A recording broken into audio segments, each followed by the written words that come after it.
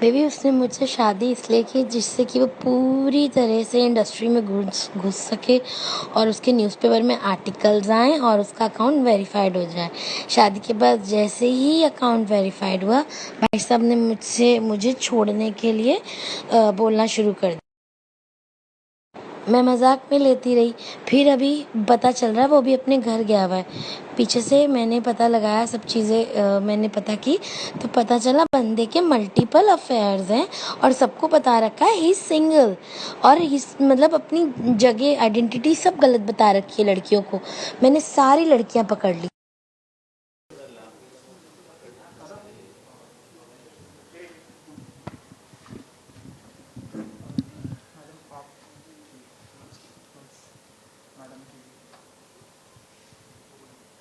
बस मैं इतना कहना चाहूँगी कि मुझे अपनी बेटी के लिए इंसाफ चाहिए। वो बीमारी से नहीं, वो सदमे से गई है। जो उसको टॉर्चर किया गया है वो उससे गई है। मुझे अपनी बेटी के लिए इंसाफ चाहिए बस। दे बात।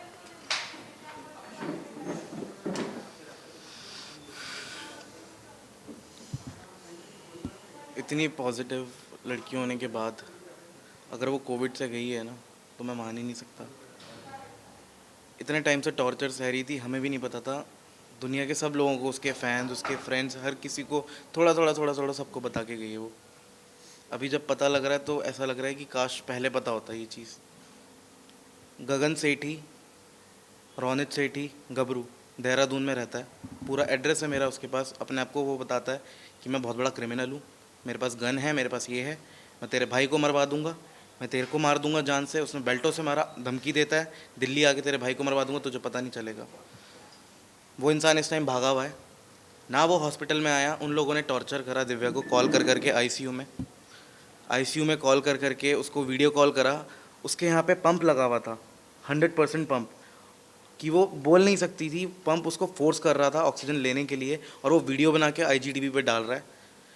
मैं अंदर आईसीयू में गया हूँ, मैं उससे लिख के बात करता था क्योंकि वो बोल नहीं सकती थी। और वो दावा करता था कि हम लोग गलत हैं, हम घर में घुस गए हैं। मेरे मदर और मेरे फादर ने दिव्या को बॉम्बे में बनाया है। मेहनत उसने बहुत करी है, लेकिन पूरा सपोर्ट हमेशा फैमिली का रहा है। अभी कुछ 1-1.5 साल से, जब से मेरे फादर एक्सपायर हुए हैं, तब से हम सपोर्ट नहीं कर पा रहे थे, क्योंकि एक होता है इमोशनल ब्रेकडाउन होता है कि दिल्ली में भी संभालना, बॉम्बे में भी संभालना। दिव्या थोड़ी अकेली हो गई थी शायद, बट हमने कभी साथ नहीं छोड़ा उसका। अब वो उसको इतना टॉर्चर करता था कि मैं अगर आपको दिखाना शुरू करूं, इतने एविडेंस है मेरे पास कि उसको फांसी भी बहुत कम सज़ा है।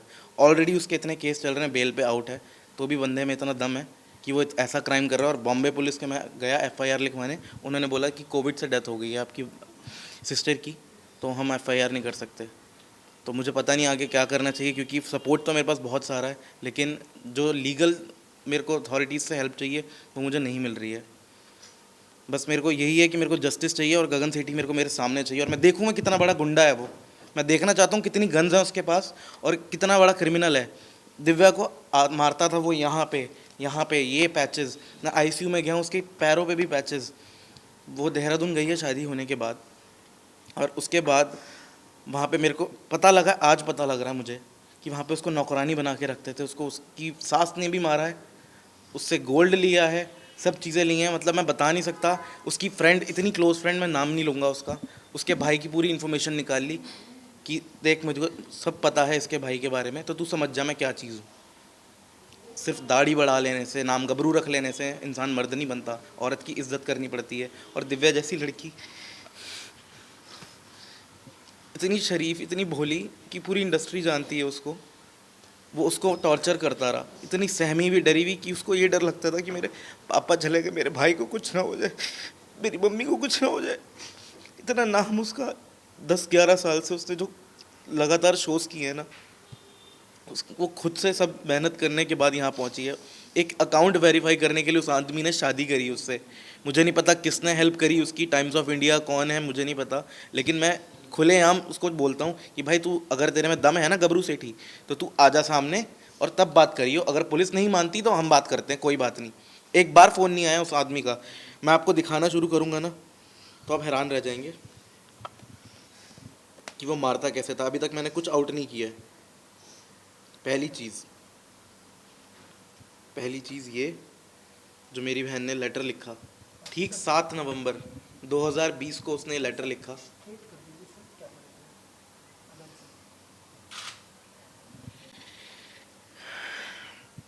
ये लेटर मुझे कबर्ड से मिला उसके। बहुत सारी बातें वो धीरे धीरे बताती थी, बच्ची थी ना, एज से बड़ा होने से तो हमेशा कुछ नहीं होता, मुझसे बड़ी थी बट दिमाग से वो बहुत बच्ची थी। मैं सब कुछ दिखाऊंगा धीरे धीरे। ये एनसी ओशीवारा थाने में, जो वो पहले ही करा के गई थी। मैं आपको ऑडियो भी सुनाऊंगा, बस ऑडियो भी है बट आपको सुना नहीं पाएंगे, वो इतनी गंदी है। ये उसके घर का एड्रेस है।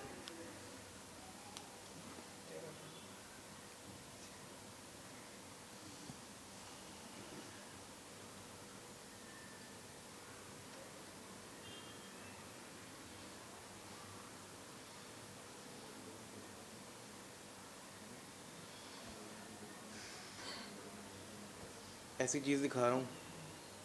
अगर इसके बाद भी एक्शन नहीं लिया तो फ़ायदा नहीं है इस इंडस्ट्री में काम करने का। मैं सब एक्टर्स को बोलूँगा कि आप लो लाइफ जी रहे हो, अगर आपकी कोई मदद करने नहीं आता इसके बाद, इस टॉर्चर के बाद, बेल्ट से मारना उसको, बक्कल निकाल के।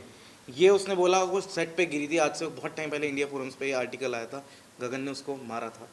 मेरे को बिल्कुल शर्म नहीं आ रही क्योंकि मेरी बहन 5 फुट की और वो साला 5-10 फुट का, तो ये जायज़ है कि वो हाथ उठाएगा तो उसको लगेगी तो ज़रूर। उसके बाद उसका सर फाड़ा गया, वो डॉक्टर के गई 3 दिन के बाद सर फाड़ा गया, चूड़ा पहना हुआ उसने। सर फाड़ने के बाद उसको स्टिचेस नहीं लगवाए गए ताकि पुलिस केस ना बन जाए।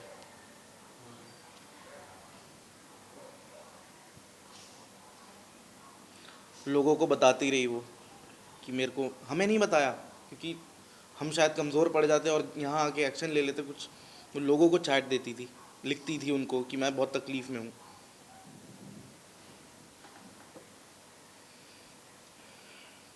और ये गगन सेठी ने एक बार नहीं कई बार लड़कियों के साथ फ्रॉड किया है। मेरे पास कई ऐसी बातें हैं, कई लोग ऐसे हैं जो मेरे को मैसेज करके बोलते हैं।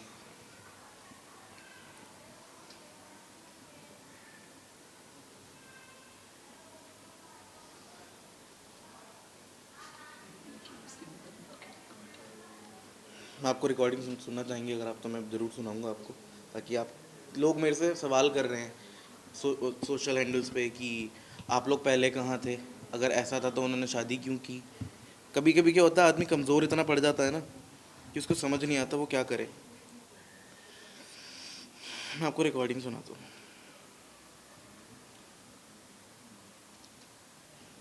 बात करने के तरीके से पता चल जाता है।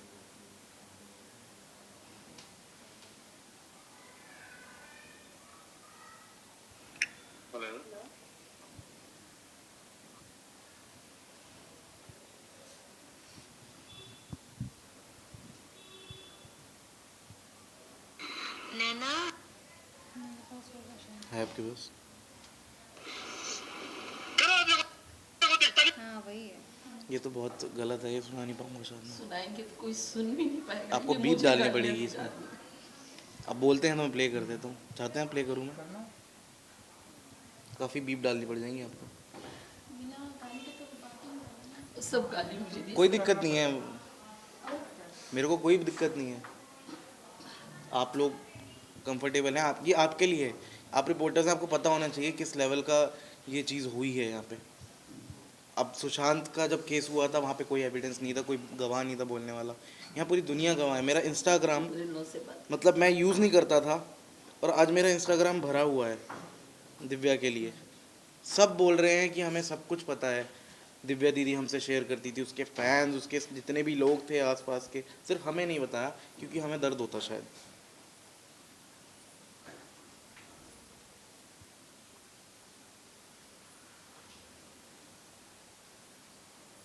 ये उसने स्क्रीनशॉट हैं ये कुछ, उसने जिसमें लिखा हुआ है। हाँ,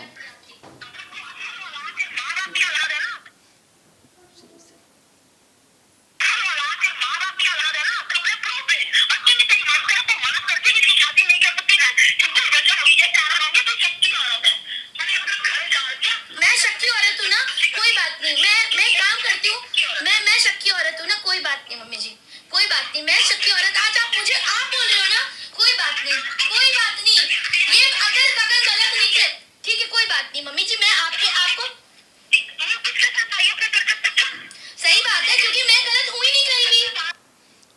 करने के लिए अपने आप को उसके वो लोग उसको ब्लेम करते थे क्योंकि वो इंडस्ट्री से बिलोंग करती है, जबकि पूरी इंडस्ट्री जानती है कि दिव्या दोबारा से ले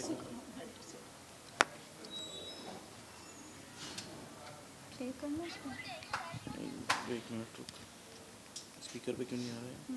पैंटों से मारते हैं, ये मारते हैं, सब करते हैं, गालियां देते हैं, लड़कियों के साथ बाहर चैट करते हैं।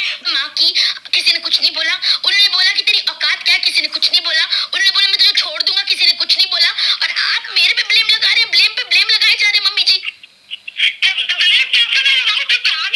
मेरा क्या काम क्या किया मैंने?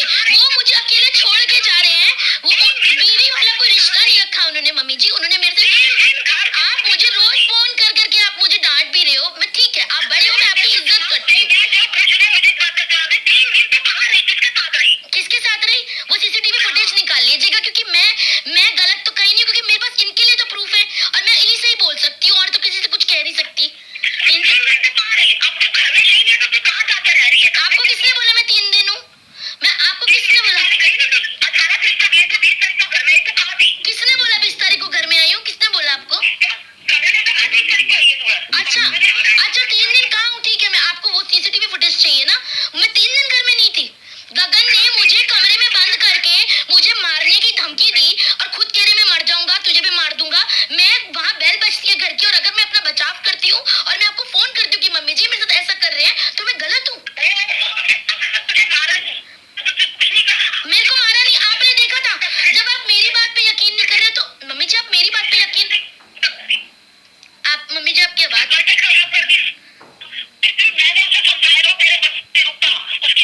हाँ तो उन्होंने केक नहीं खिलाया मुझे, विश भी नहीं किया उन्होंने मुझे।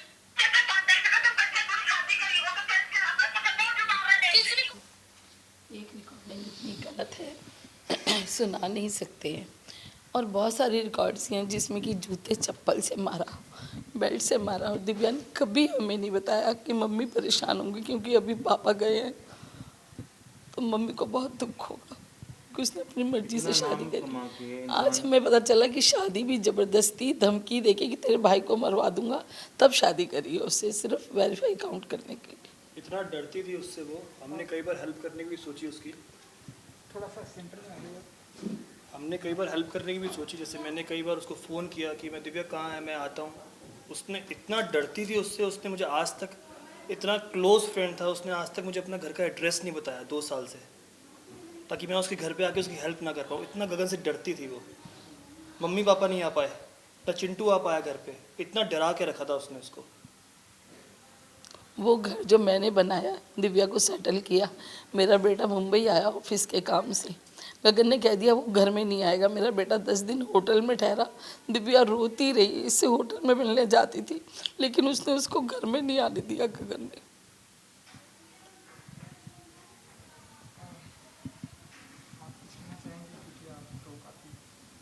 मैं काफ़ी कुछ ऑलरेडी कह चुकी हूँ, एंड आई थिंक जिसकी माँ ऐसी हो तो उस बच्चे से क्या उम्मीद कर सकते हैं, ऐसी वाली बात है। अभी मैं कुछ ऐसा बोल दूँगी जो शायद मुझे बोलना नहीं चाहिए हो, इसलिए मैं चुप बैठी हूँ। बट ये एक्चुअली हर एक लड़की के लिए मैं कहना चाहूँगी। दिव्या तो हमारे बीच में नहीं रही, पर जितने उसके फैंस या उसने जिन जिन लोगों को ये सब बारे में, मुझे कभी दिव्या ने ये सब नहीं बताया, क्योंकि उसको बहुत अच्छे से पता था कि अगर मैंने देवो को बोल दिया तो पूरी दुनिया एक तरफ हो जाती, और मैं सिर्फ गगन से एक बार ही मिली हूँ। और अगर उस दिन मुझे एक्चुअली पता होता ना कि गगन दिव्या के साथ क्या कर रहा है, मैं ना आगे देखती ना पीछे देखती, मैं सोचती भी नहीं कि उसका मैं क्या हाल कर देती वहीं पे। And this is to you Gagan, Gabru, जो भी है बड़ा वाला, तो समझ ले तू क्या है। जितनी भी तूने ज़िंदगी में तेरी माँ बहन तूने गालियाँ दी भी नहीं होगी ना, वो सारी गालियाँ तू अपने लिए और अपने माँ के लिए एकदम संजोग के रख ले मेरे तरफ से। और जिस दिन तू मुझे दिख गया ना, तो बॉम्बे तो आना मत, कभी आना मत, क्योंकि यहाँ पे आएगा तो जेल में ही जाएगा। अभी तो जहाँ पे भी भाग के गया है ना, वहीं पे भाग के छुपा रहे। और क्या बोलते हैं ना, ऊपर की लाठी जब मार पड़ती है ना, लाठी की आवाज़ नहीं होती है। तो मतलब दिल से अगर किसी को आज मैंने बद्दुआ दी है ना, वो तुझे दी है। मतलब लिटरली बोलते हैं ना कि कीड़े पड़ जाए, मर जाए, तो एक्चुअली तेरे साथ वही होगा, तेरे साथ भी होगा, तेरे माँ के साथ भी वही होगा कि तुम लोग के बॉडी में ऐसे कीड़े पड़ेंगे ना कि कोई पूछने वाला भी नहीं आएगा। ऐसी मौत मरोगे तुम लोग, ऐसी हालत होगी तुम लोगों की। तुम लोगों ने ऐसी एक लड़की को टॉर्चर किया है ना, जो लड़की अपने दुश्मन को भी ना अगर बोले ना कि दिव्या मुझे एक रात के लिए खाना चाहिए, सोने की जगह चाहिए, वो वैसी लड़की थी। और तुम लोगों ने उस लड़की के साथ ऐसा किया है ना, तुम लोग तो कभी खुश रहोगे ही नहीं। तुझे क्या चाहिए था? पब्लिसिटी चाहिए थी, तुझे आइडेंटिटी चाहिए थी, तुझे बॉम्बे में काम चाहिए था। अब तू बॉम्बे में काम करके बता, अब तू बता मुझे इंडस्ट्री में काम करके, तू बता मुझे। गबरू सिंह और तेरी माँ, तुम लोगों ने जितनी प्लानिंग की ना दिव्या को लेके, अब तुम लोग बताओ। मैं तुमको ओपन चैलेंज कर रही हूँ, तुम आके बॉम्बे में काम करके मुझे बताओ। So the thing is, of course legally चीज़ें जाने के लिए वी नीड लीगल हेल्प। वहाँ पे I know due to Covid ये सब कुछ हुआ है, बट जो शुरुआत दिव्या करके गई थी, दिव्या को जब सबने कहा तो उसने जाके एनसी करवा दी थी। दैट मीन्स वो प्रिपेयर्ड हो रही थी इस चीज़ को लेके फाइट करने के लिए। इस जो उसके साथ टॉर्चर हुआ है इतने सालों में, उसके अगेंस्ट वो जो स्टेप उठा के, क्योंकि मैं भी जब दिव्या से मिली, हम लोग बीच में बात नहीं कर रहे थे, काफ़ी साल बात नहीं हुई थी, because of this man only. क्योंकि जब दिव्या के लाइफ में ये आदमी आया था, तभी मैंने दिव्या को बोला था कि दिव्या ये आदमी मुझे सही नहीं लग रहा है। कुछ ही दिन के बाद मुझे पता चला कि वो एक रेपिस्ट है, उसके ऊपर एक रेप केस चल रहा है, जिसके लिए लास्ट ईयर भी वो जेल जाके आया है, 10 साल की सज़ा हो चुकी है, because of Divya and because of his some clients जो भी यहाँ पे थे इंडस्ट्री में, उनके आई गेस रिटन नोटिफिकेशंस के वजह से, लेटर के वजह से उसको बेल मिल गई है उस टाइम पे। बट तभी मैंने दिव्या को बोला था कि Divya this is not right and you are not doing right. और उसके वजह से वो अपने पूरे घर वालों के अगेंस्ट हो गई थी। जबकि मैंने और मेरे ऐसे 2-3 फ्रेंड्स हैं जिन्होंने देखा है कि आंटी अंकल ने एक्चुअली दिव्या के लिए क्या किया है। मतलब even I do have my mom right, but honestly I could say मेरी मॉम सब कुछ छोड़ा के मेरे साथ यहाँ पे ज़िंदगी भर नहीं रह सकती है, अपना काम छोड़ के वहाँ पे भाई है। But I have seen them कि वो कैसे पूरा दिल्ली का घर काम सब छोड़ के दिव्या के लिए यहाँ पे आके रहते थे लिटरली। और जब गगन के वजह से दिव्या वॉज द वन जिन्होंने आंटी और अंकल को घर से निकाल दिया था, इट वॉज बिकॉज ऑफ गगन। तो उसके बाद मैंने दिव्या से अपना रिश्ता तोड़ दिया था। एंड ऑफकोर्स बिकॉज ऑफ गगन दिव्या भी बाकी और भी जितने फ्रेंड्स थे सबसे अलग अलग हो गए थे। फिर भी मुझे याद है लास्ट ईयर 1-2 बार मैंने दिव्या को बोला भी कि दिव्या तू आ जाना मेरे घर, आ will talk. But till then time I felt that she is happy, you know, इतने साल हो गए, मैंने कहा सब कुछ अच्छा ही होगा। सो बट 2-3 बार वो आई नहीं, आऊँगी बोल के, तो मुझे थोड़ा डाउट होने लगा। उसके बाद जब उसकी शादी हो गई तो मुझे कहीं ना कहीं लगा maybe I was wrong, the guy is good और सब कुछ ठीक है, अगर शादी कर लिए देन इट इज़ फाइन। वरना तो मुझे पहले दिन से पता था 1 नंबर का लुच्छा लफंगा है, उसको सिर्फ यूज़ करने के लिए वो आया है बॉम्बे। ये मुझे पहले डे 1 से, जब से वो फ़ोन पे बात करती थी, मुझे तब से पता था। बट उसने किसी की सुनी नहीं उस टाइम पे। एंड देन सडनली अभी 2 महीने पहले जब मैं उससे मिली, मैं खुद गई उसके घर गई मिलने के लिए, and Gagan was also there. तो वो अंदर ही रहता था, बैठा रहता था, ना दिव्या से कोई लेना देना, ना बात करता था। And I was like, Divya को मैंने पूछा सब ठीक है ना, क्या हो गया? Then she started telling me कि ऐसा हुआ, वैसा हुआ, ये हुआ, वो हुआ। बट ये मारपीट वाली चैप्टर तभी भी उसने मुझे नहीं बताई। देन फिर उसने मुझे बोला कि हम दोनों का डिवोर्स होने वाला है, उसको डिवोर्स चाहिए। मैंने कहा अच्छा। But she pretended as if like she is very strong now. और दोस्त ने मुझे बोला कि देवो तू जैसा मुझे चाहती थी ना मैं बन जाऊँ, मैं वैसे ही बन गई हूँ। अभी हम सोलो ट्रिप्स करेंगे, हम घूमेंगे, एंजॉय करेंगे, इनके पीछे अभी हम रोएंगे नहीं। मैंने कहा ओके वेरी गुड। तो कुछ दिन के बाद गगन चला गया देहरादून, जहाँ पे भी घर है। अभी देहरादून गया है, कहाँ गया है मुझे नहीं पता। वो दिव्या को बोल के गया कि वो जा रहा है। उसके पहले भी बीच में उसकी मारपीट वगैरह हुई है। तो मैंने दिव्या को तभी बोला कि दिव्या तू NC करवा दे, तू कंप्लेन क्यों नहीं करती है, FIR क्यों नहीं करती है। शी वॉज लाइक मैं करूँगी। तभी उसको बीच में गगन की जो गर्लफ्रेंड्स हैं, so this is for you also girls, be careful. अगर आपको दूसरी दिव्या तीसरी दिव्या बनना है, शौक से बनिए, बट अगर आपको ये एडवाइस लग रहा है कि सही है आपके लिए और आपके घर वालों के लिए, तो आप लोग पहले से ही अभी एक एक FIR करके उसके नाम पे रख दीजिए। सो उसके बाद दिव्या को मैं बीच में मिली तो उसने बोला मैंने NC करवा दी है। मैंने कहा वेरी गुड, क्योंकि वो बीच में करवा चौथ के दिन आया था तो उस दिन भी मारपीट करके गया है, करवा चौथ के दिन भी। और बीच में तो वो उसका गोल्ड वोल्ड ये सब लेके तो भाग ही चुका था। फिर उस दिन मार के गया, उसके बाद उसने NC करवाया। उसके बाद शायद वो आया नहीं है दिव्या से मिलने के लिए, या तो फिर बीच में आया भी होगा तो मुझे पता नहीं। बट लास्ट अभी जब मैं उससे मिलने गई थी तब उसके पैरों में मैंने बड़े बड़े निशान देखे। एंड मैंने उसको पूछा कि ये क्या है, ये कहाँ से लग गया। तब भी उस लड़की ने मुझे एक बार नहीं बोला कि ये गगन ने मारा है करके। उसने मुझे बोला कि लाइट शूट पे लग गया, बट आई अंडरस्टूड कि गगन ने मारा है। उसके बाद जब मैं घर पे आई देन शी टोल्ड मी कि करवा चौथ के दिन वो आया था और उस दिन मुझे मार के गया है। सो दिव्या माई जो मुझे लग रहा है, she is a very soft and pure soul. मतलब वो बस अपने पॉइंट को कहीं ना कहीं, बिकॉज शी नोज़ कि पूरी दुनिया ने उसको समझाया था और वो अकेले उस इंसान के साथ खड़ी थी। अगर उस टाइम पे दिव्या उस कमीने के साथ खड़ी नहीं होती ना तो अभी तक वो जेल पे सड़ रहा होता। सो बिकॉज ऑफ दिव्या आज वो बाहर घूम रहा है, एंड बिकॉज ऑफ हिम आज दिव्या हमारे पास नहीं है। सो जैसे बोलते हैं ना कि भगवान का जो मार होता है लाठी का, उसका आवाज़ नहीं होता है, तो उसके साथ वही होगा। बट स्टिल जो लीगल प्रोसेस है, जो प्रोसीड्योर है, हम अगर हमें लीगली हेल्प नहीं मिलेगी इस चीज़ को लेके फ़ाइट करने के लिए, देन यू नो जो जस्टिस सिस्टम है ना, जो जुडिशरी सिस्टम है, उसमें से लोगों का भरोसा उठ जाएगा। Criminal already. सो ऑलरेडी उसके ऊपर केस चल रहा है, 10 साल की सज़ा हो चुकी है। एंड आफ्टर दैट ऑल्सो अगर उसके अभी हम ऐसा नहीं है कि कुछ हम लोग खुद से बना के या कुछ, every evidence we have, every proof we have, you can Google it, you know everything we have. अगर आप फिर भी एक FIR दर्ज नहीं कर रहे हो, देन डेफिनेटली कुछ ना कुछ तो कहीं तो प्रॉब्लम है ना, जिस प्रॉब्लम के वजह से मे बी कोई हिम्मत नहीं करता होगा।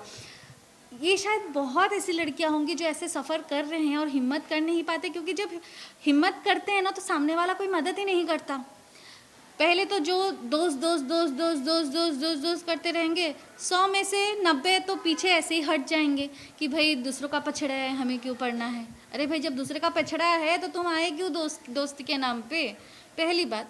सेकंड चीज़, अगर लीगली हमें हेल्प नहीं मिलेगी तो कोई कैसे हिम्मत करेगा कि किसी के उनके साथ जो हो रहा है टॉर्चर या जो भी गलत चीज़ हो रही है उसके अगेंस्ट कुछ बोलने के लिए, जब सामने वाला हेल्प करने के लिए तैयार नहीं होगा। एक नॉर्मल सिटीजन कहाँ जाएगा, लीगल हेल्प के लिए जाएगा ना कि भाई मेरी मदद करो। बस सामने वाला ही अगर बोल देगा कि नहीं ऐसा है वैसा है वो है, अरे you are here to help the normal Indian citizen, right.